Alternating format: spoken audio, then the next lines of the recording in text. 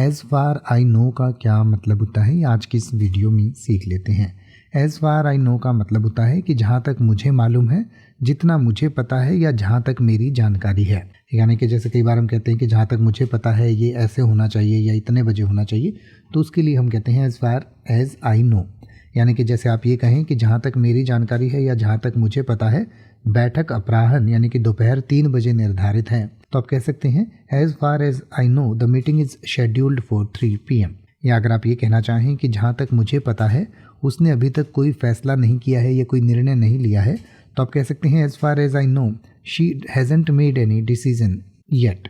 या अगर आप ये कहना चाहें कि जहाँ तक मुझे पता है वे एक नए घर में जाने की योजना बना रहे हैं, तो आप कह सकते हैं as far as I know they are planning to move to a new house.